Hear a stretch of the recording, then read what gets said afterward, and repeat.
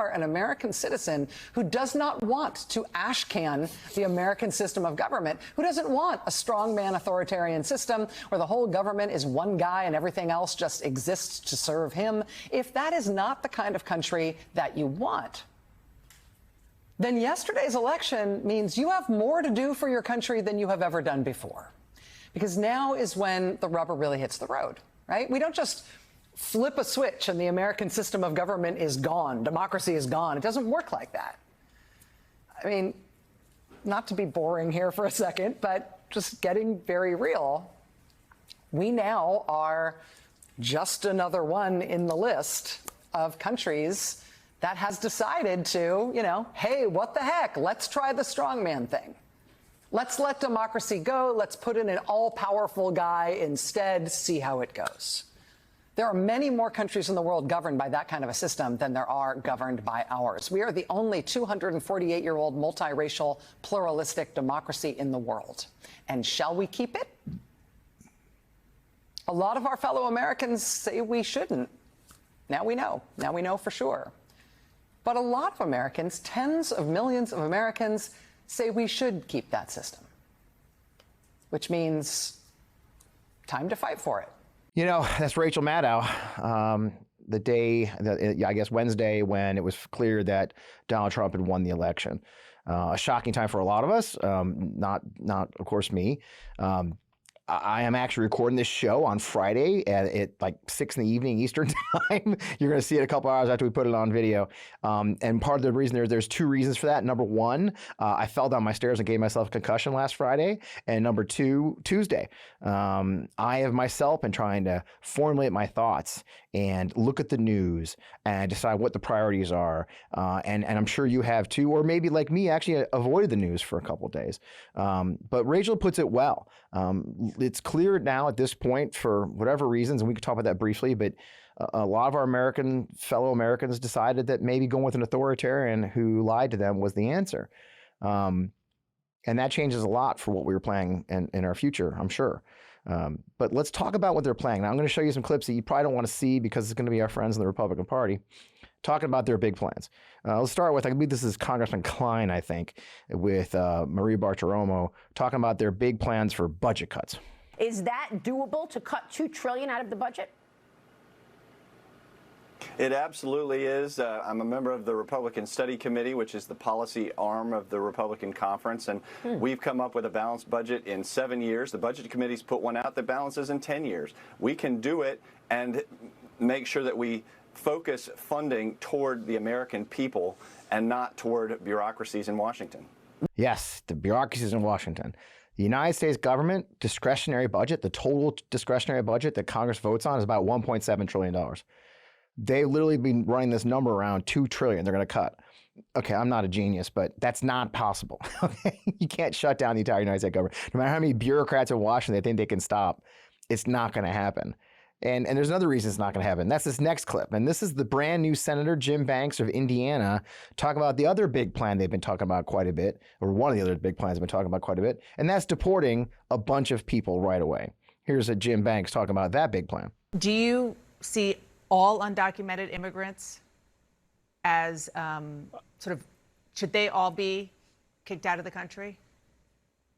Well, some conservative estimates say that there are at least 15 million illegals who have come into the country on Joe Biden's watch. And it's my hope that we deport every single one of them that we can. And it starts with deporting violent criminals who are in the United States, who came here illegally, who have committed violent crimes. And I think once you do that, President Trump is committed to making that his first and top priority when it comes to mass deportation. And then also on top of that, increase the penalties on businesses who hire illegals in our country and take away the incentive for them to be here and for them to come here. And I think many of them will leave on their own. But this, the mass deportation plan needs to be an immediate focus of the House and the Senate, I believe. Immediate focus of the House and the Senate is going to be deporting allegedly 15 million people who just got here, which of course you and I both know is complete horseshit.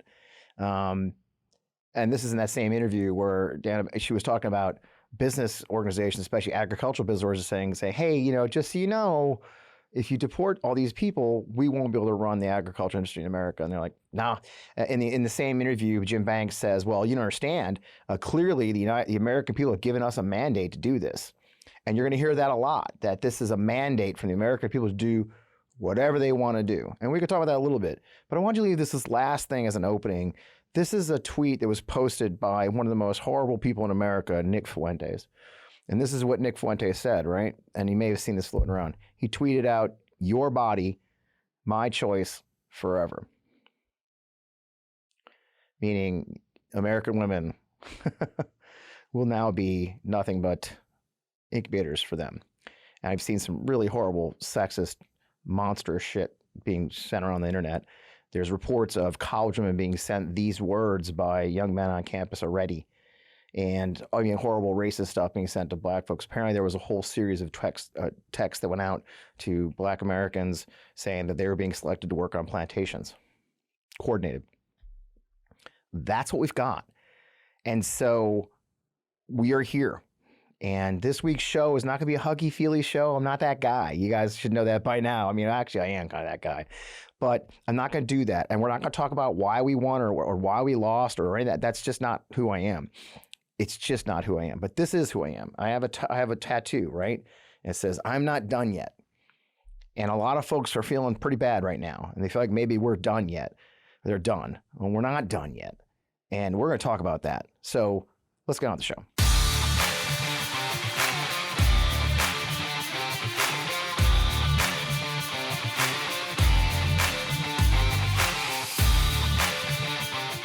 All right, welcome back. I am Fred Wellman, host of On Democracy, FP Wellman. You are in the right place here at the On Democracy podcast channel and on our friends on MeidasTouch Network.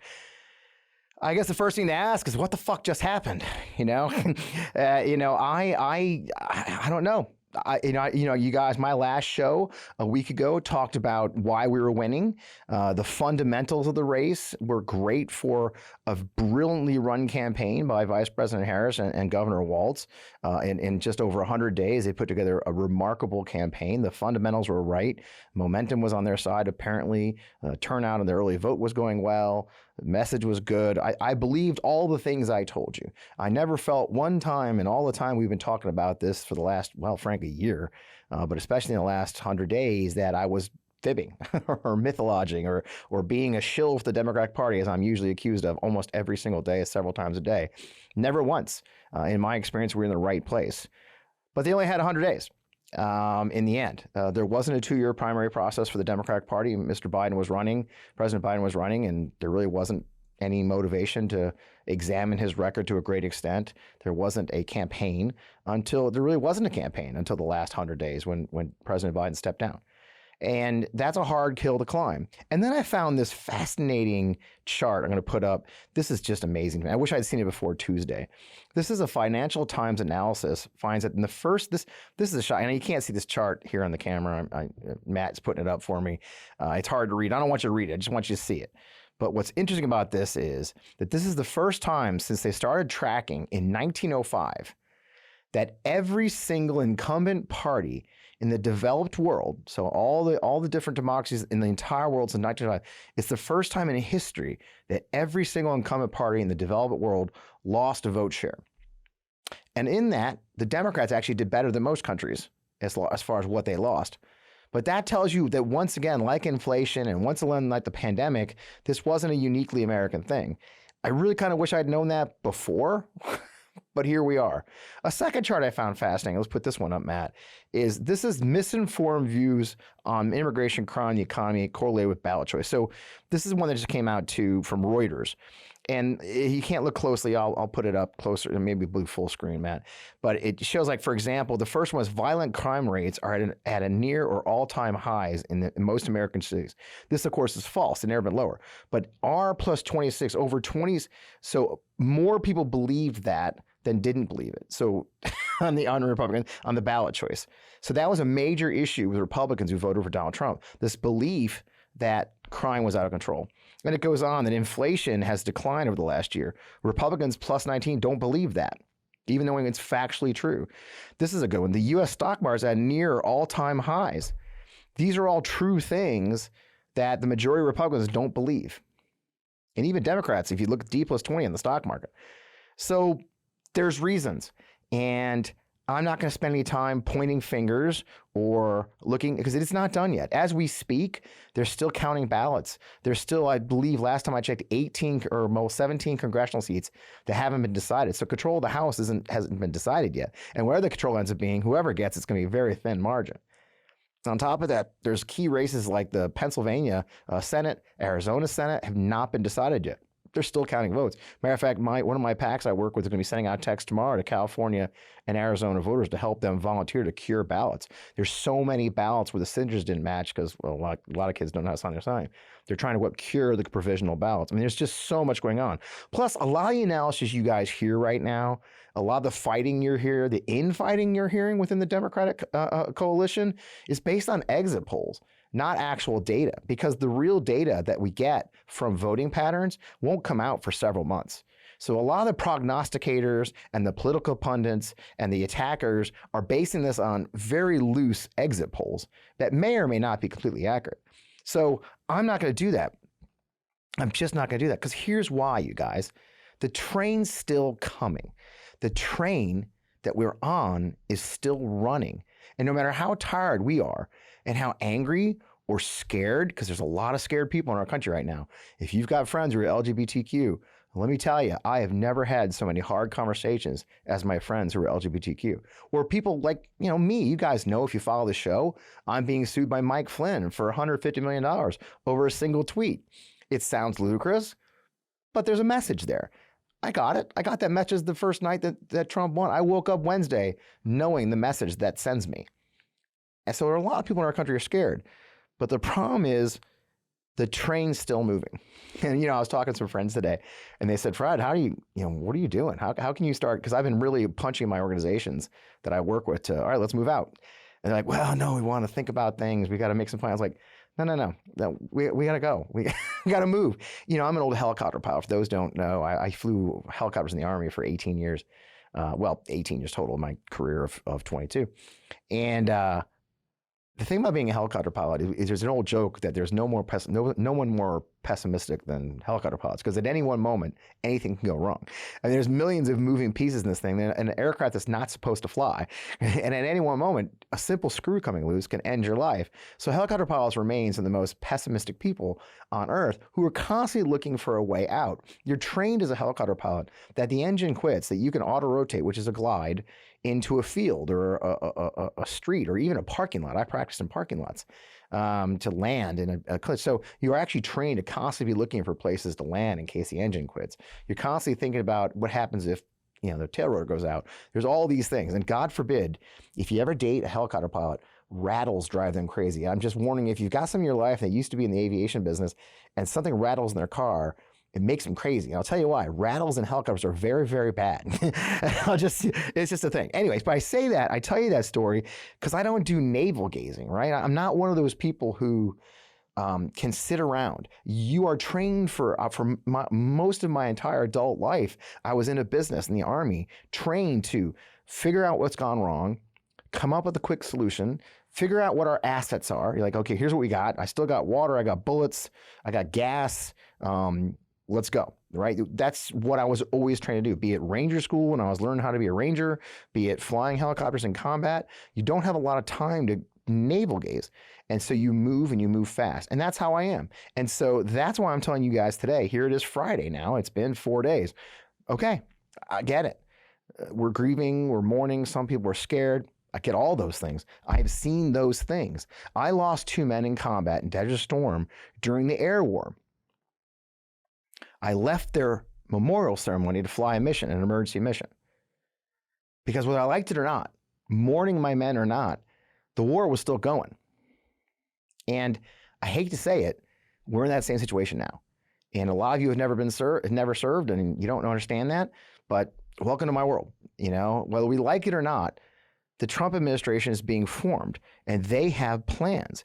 as we saw at the beginning, they are making plans. We saw those videos. Trump and his cronies have already gotten to work to take charge in just 2 months. In less than 60 days, on January 20th, Donald Trump will take over on January 20th, and they've got a plan. You've seen all the shows. You've talked about Project 2025. Maybe a lot of our fellow citizens didn't, but I'm hoping that if you've been watching this show and you hang out with me a little bit, you've heard of Project 2025. And here's the video. I want to play this video for you of Trump. Trump put this video out. It's long. And I know you're sick of Donald Trump and him, but I want you to see this Trump. This is his day. He just put this out, I want to say today or yesterday, but this is Trump's day one plan for after the election and what he's going to do. And it's terrifying. Okay. I mean, I'd love to tell you it's not, but it is. And he's got a plan. And so here we go. Here's my plan to dismantle the deep state and reclaim our democracy from Washington corruption once and for all, and corruption it is. First, I will immediately reissue my 2020 executive order restoring the president's authority to remove rogue bureaucrats, and I will wield that power very aggressively. Second, we will clean out all of the corrupt actors in our national security and intelligence apparatus, and there are plenty of them.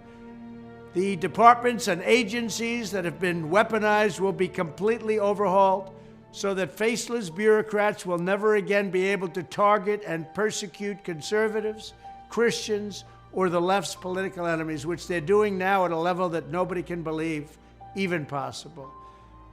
Third, we will totally reform FISA courts, which are so corrupt that the judges seemingly do not care when they are lied to in warrant applications.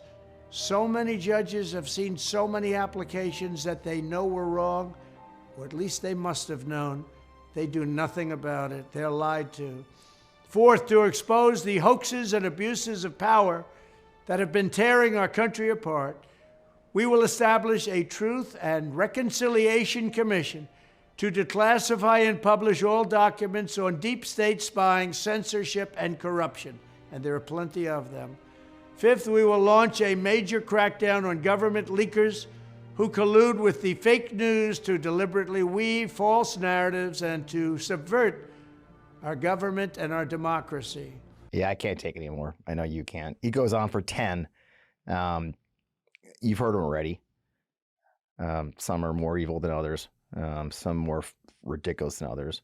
The final one of 10 is he's going to push for term limits for Congress as his way to get rid of the deep state in Congress. I played that for you, even though I'm sick of hearing that voice, and we're going to hear a lot more of it, because we need to understand that they've been planning for 4 years to go back into power and to have a plan on day one. And you know, the typical thing we do in politics is, oh, we lost our race. Let's take all the rich, all those guys who made millions as consultants. They're going to take some vacation, go to Europe. You know, the candidate's going to lick his wounds a little bit. The ones who won, they're going to the first time winners, like my friend Eugene Vindman, who won his race, thank God. They have to go find offices in D.C. There's orientations, you know, rent an apartment, whatever it may be. There's a process, which is relatively slowish process. I got bad news, man. Our opponents have already got a plan, and they're ready the minute his hand hits that fucking Bible, and they're going to execute it.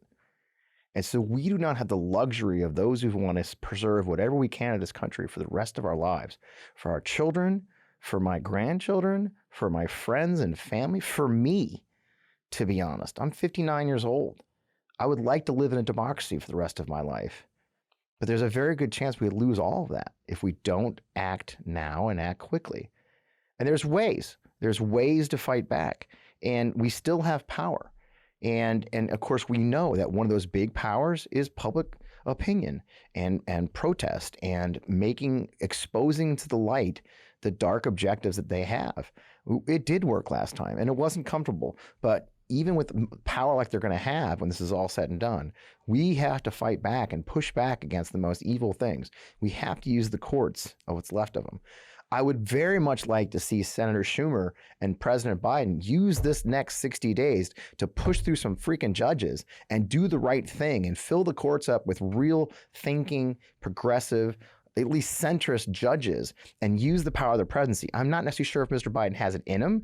I don't know if Mr. Schumer does, but I'm urging them to get off their asses and do some really big stuff for the next 60 days. In the meantime, I'm thrilled to see Democratic governors are stepping up. Let's put this slide up, Matt. This is a tweet from the comms person for Governor Newsom.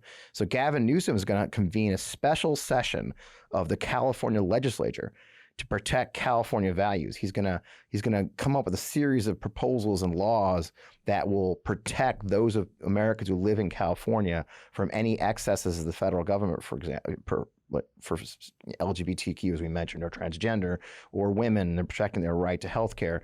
I love that. Matter of fact, hell, Governor Walz, who gave his concession speech today, actually spent time in his concession speech today talking about what he's going to do now that he's back. He's going to be the governor of Minnesota for the next 3 years. Let's watch. This is during his concession speech. This is what he says he's going to do.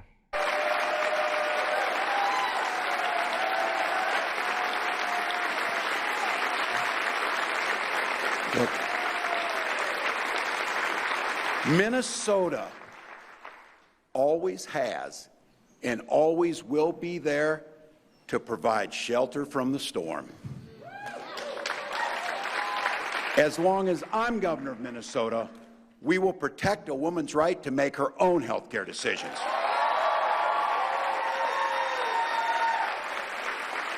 As long as I am governor of Minnesota, we will welcome immigrants with gratitude for their contributions to our communities.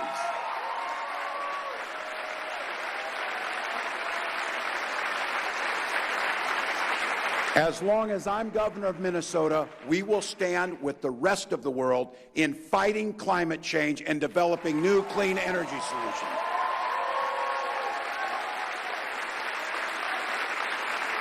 As long as I'm governor of Minnesota, we'll be a state that respects democracy, a place where we're proud of our civic debate and where we don't demonize people who disagree with us.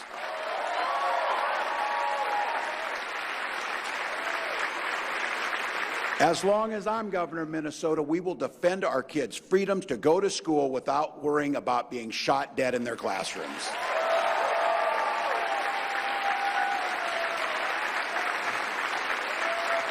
And by the way, as long as I'm governor, Minnesota will always be a labor state, a state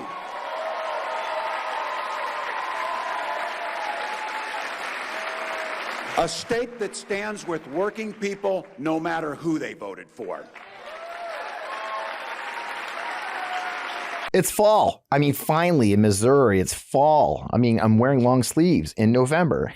So, you need your own wardrobe full of comfortable and coordinated pieces for a layered look in this time of year, but it need warmth as well as being extra breathable. You can't, I've always despised that starchy kind of stiff workwear. It's not optimal when you need to ensure you're on your busiest days, right? I mean, important days like we've been dealing with right now in politics. With the Roan Commuter Collection, your clothing looks professional, it performs like activewear, and it feels like total comfort. And I love the fact you don't have to dry clean it, it's all washable. Now, seasons change, and we all change. It's time that men's closets change too. And Roan's Commuter Collection is the most comfortable, breathable, and truly versatile set of products known to man or known to me, that's for darn sure. Now, Roan has premium pieces to elevate every occasion. Talking about the world's most comfortable pants, dress shirts, quarter zips, polos, and blazers, all boosted with the functional performance properties that I love, making them comfortable and let me go anywhere. Now, Roan's signature technical fabrics stretch in every direction. They breathe, they fight odor and the elements, and they effortlessly work everywhere so you can stay calm and collected. Even life takes unexpected turns like it has for me recently.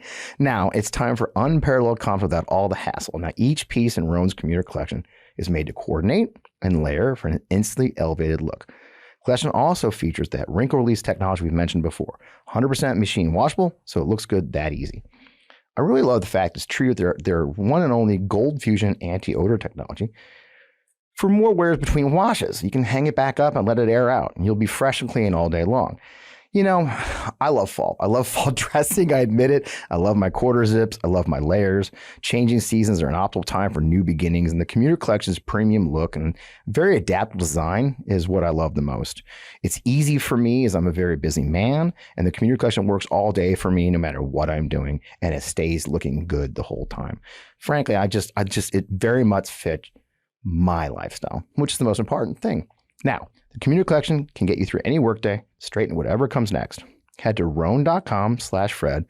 Use promo code FRED to save 20% off your entire order. That's 20% off your entire order when you head to RHONE.com/Fred and use code FRED. For me, I think it's time for you to embody your most confident self with the clothes that fit your lifestyle. Roan's Commuter Collection. Yeah, laying it out. And I love that. J.B. Pritzker put out over in Illinois that if you're going to come for the people of Illinois, you got to go through me. So it makes me a little crazy that we have to pick our states, but we do. When you talk about mass deportations, you know they're going to come after the blue states first to punish them. They're going to go after the blue cities first to punish them. They've already said in the plan that their intent is to use red state National Guardsmen. You know, I put out a thread. I put out a tweet that got kind of viral where I talked about the leopards eating your face, right? And I'll say this, I may read a little bit to you, but my point wasn't that is leopards always eat your face, and your favorite local restaurant closing because the nice family who owned it turned out to be illegal immigrants is going to affect people. When price of produce skyrockets immediately because there's now no one else to pick those strawberries or the cabbage or lettuce, you're gonna feel that effect immediately. You know, no more FAFSA, the college loans for your kids because they decided to ban the Department of Education. I mean, there's just a million things that happen. And somebody replied to me. They said, "Well, I don't think it's going to affect." Because I said, you know, the good ones, a lot of illegal immigrants would just leave on their own, which is what the senator wants, right? Or the senator-elect wants. He wants the good ones to leave. Someone said they're not going to do that. It's like, you don't understand. They're not going to go after, when he says he's going to go to the criminals, okay, if they're talking about 15 million humans, not all of them are criminals, okay? Matter of fact, even the fake number they bandied about of like 30,000, that's not very many people. They're going to need numbers fast. And let me tell you, folks, Stephen Miller and Donald Trump are not going to want to hear, well, we have to carefully evaluate each person and look at, no, they're going to want big numbers fast because their followers are demanding it. And so they're going to have to deport immediately a shit ton of people. And where do you find those people? Has anybody been in government before? I have. They're in the database. So let me tell you who's going to get deported first. The good people who did the right thing and applied for asylum and have been going to all of their hearings properly and giving them their address and their work site address and their work card they're using. The good people who did come illegally but went ahead and tried to make themselves legal and filed with the government and have been going through the process to stay. The kids, the DACA kids, the hundreds of thousands of kids who came, the children of immigrants who have been here their whole lives, who are now trying to get naturalized and get their citizenship. They're going to come for them because you know why? It's convenient. Look, if all I have to do is open a spreadsheet and hand it out to some idiot National Guardsman, say, go scoop up these people, they're going to do that because they're going to want to be able to report on Fox News they deported 1 million people. It's not going to be a careful process. And they've admitted already they will deport citizens. Stephen Miller's already talking about denaturalization, taking people's citizenship away who got it legally.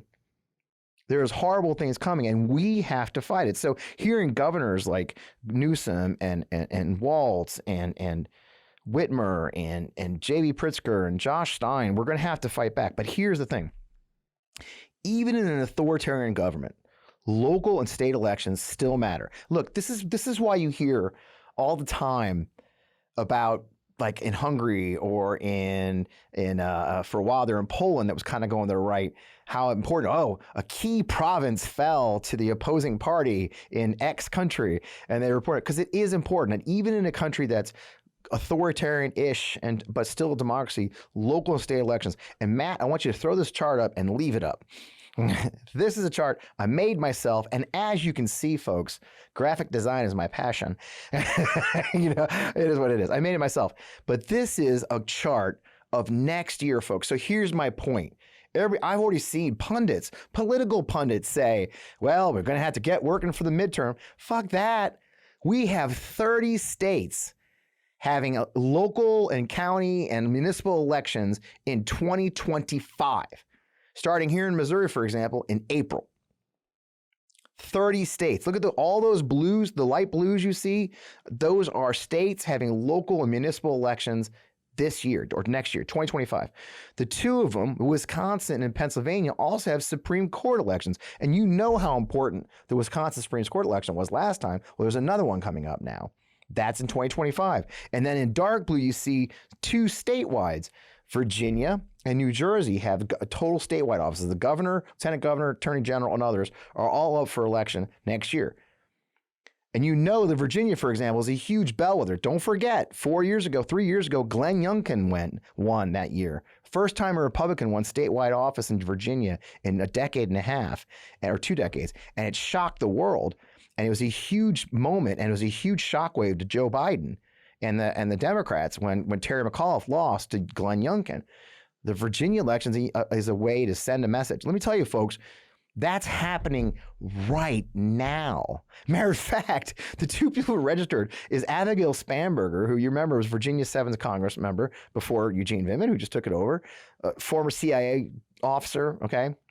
No slouch. She's running for governor for the Democrats. And against her is a woman named Winsome Sears, who's the current lieutenant governor of Virginia. The lady who posed with a mismatched M4 and that I don't have any clips with me, but I'll run clips of her later, of her saying the craziest stuff. She's going to be the Republican. So look, there's a really good chance to send an important message, not in 2026, not in 28, right now. 2025. And so these local elections are happening as we speak. They'll probably take a pause for the end of the elections and all. But I'm telling you, starting in January, you're going to have election if you live in any of these 30 states, from California, the entire West Coast, Montana, most of the Midwest and South. I mean, look at this map, guys. There's plenty to do. Hundreds of seats are open. And we can send a resounding message to those who want to take our country backwards into authoritarianism with all these 30 states by sending a message saying, no, we ain't having it. We ain't having it. By electing thoughtful leaders at the local level. And then look, it wasn't a total loss. I know it's hard to believe right now, but over in Oregon, they actually went further. They got more Democrats elected. They got a larger majority. They broke the supermajority in North Carolina, I believe. They stopped the supermajority in Pennsylvania. There was progress, and it's still being counted. We really don't know if the Democrats aren't going to take control of the House yet.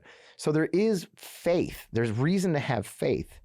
But I got to tell you, it takes work, and I know everybody's tired. You're pissed off right now. You're grieving. You don't want to, Fred, we don't want to hear your shit right now, okay? I don't know what your deal with ADHD or whatever it is, Fred, but don't you understand we just lost the election? Yes. Yes, I do. We lost an election.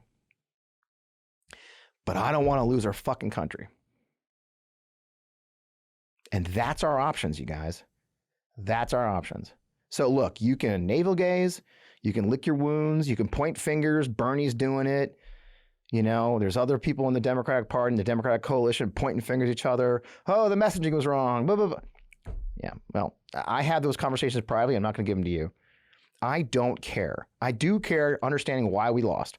I do care to figure out when the numbers come out, where the changes were. We are seeing indications. There was a huge growth in minority men joining the Republican coalition. Huge growth. Over half of Latino men voted Republican.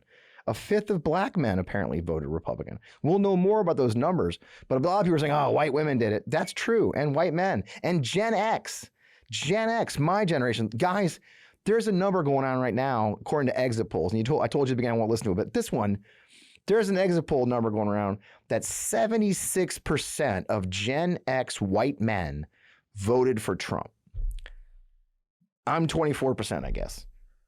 And a lot of my friends, and I must have a very tight circle because, but we will figure that out. But I'm telling you right now, let somebody else freak it and figure it out. You need to get back to work because we're not going to have a country if we don't stop dorking around. And the best thing, the thing that the Republicans are counting on, the thing Trump is counting on us eating each other alive and being fractured. That's how they win, you guys. They win by taking advantage of our fighting each other. By the way, it's just how we've taken advantage of them for the last 4 years. They're so busy killing each other because they hate each other. And hopefully it's going to save us going forward. They do hate each other, but now they're extra scared. So let's be honest. They were semi-scared before. Now with Trump winning again and his MAGA minions coming into office, all those people who were kind of wiffle-waffly and did oppose the Trump movement before, forget about it, man. The Republican coalition, I believe, is going to be stronger than ever from true fear.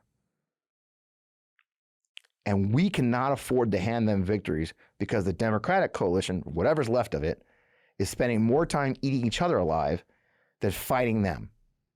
So figure out your differences quickly and get back to work. Let me tell you my favorite joke. I'm going to end this on a joke. It's a terrible joke, but whatever, you're stuck with me. And so this guy dies and he goes to hell and he gets there and the devil meets him. And he hands him off to a demon, and the demon says, all right, you can pick how you're going to spend eternity. You know, you have options. The guy goes, okay, oh, that's weird, but okay. So they walk down the hallway. The demon opens a door, and it's this room full of flames. And there's demons in there poking these men and women in the belly. They're writhing in pain and flames. He's like, oh, I don't want that one, you know? And they go to the next one. And the next one is this room full of torture tables, and they're being tortured and stretched, and demons are poking them in the bellies again. And they're screaming and writhing in pain. He's like, oh, that's not great. What's the third one? And they go to the third one. They open the door, and it's all these, lost souls standing in this huge room full of the most disgusting excrement and offal and smell. But they're just standing there, just kind of leaning on the rocks and talking to each other a little bit. And the guy's like, oh, I guess this isn't that bad. I guess I'll take this one. And he goes in as he wades in this disgusting, foul-less, disgusting stuff. He stands there. A demon looks at his watch and says, all right, break's over. Back on your heads. So I guess my point is, break's over. Back on your heads. We had a break of 4 years from the monstrosity that is Donald J. Trump and the MAGA movement. I'm going to bemoan. I will bemoan privately if that was wasted time. Perhaps it was, but I can't, because on January 20th, they come back. They come back. And the worst thing that we can do is comply ahead of time before January 20th by giving them what they want, or not be ready on January 20th, because they're going to come out with some scary shit. You saw his video. Schedule F immediately.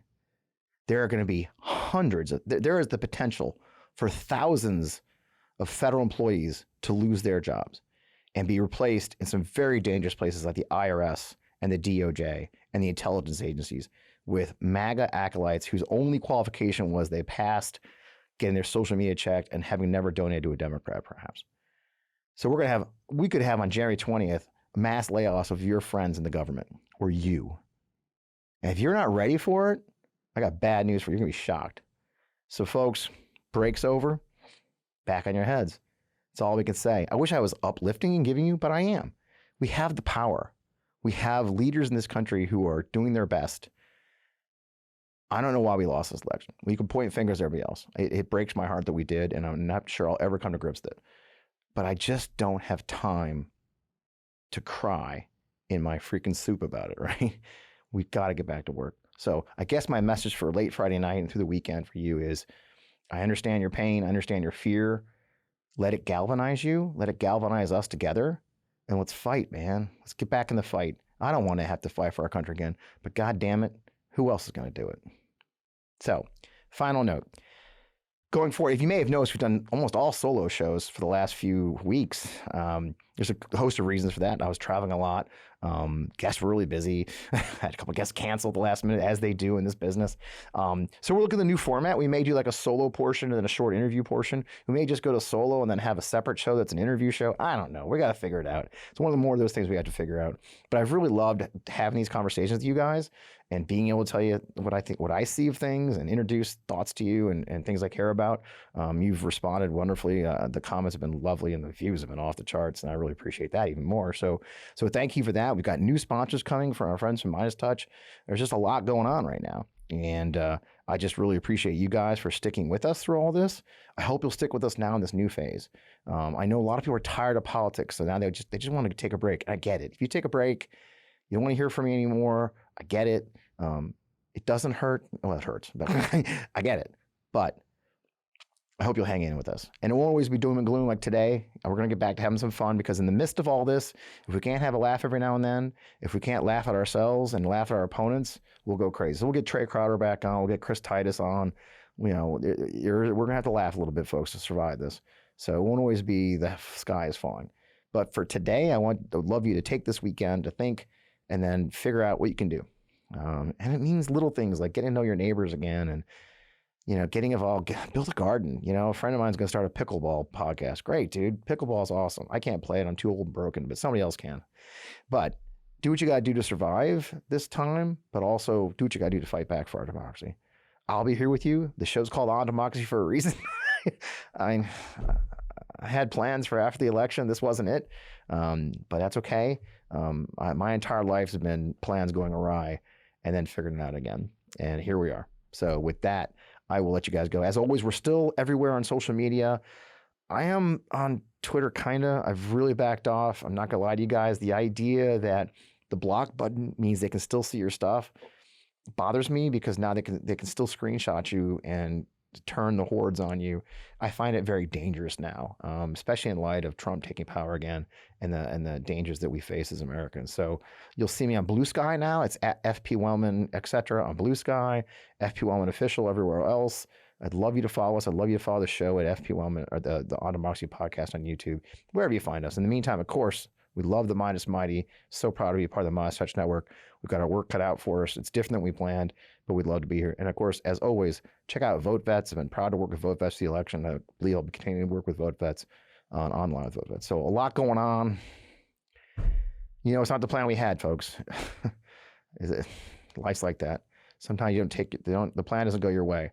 But all you can do is dust yourself off and get right back to it. The mug is back, because I can't have a better sentiment than this. And with that, thanks. Let's get back in the fight.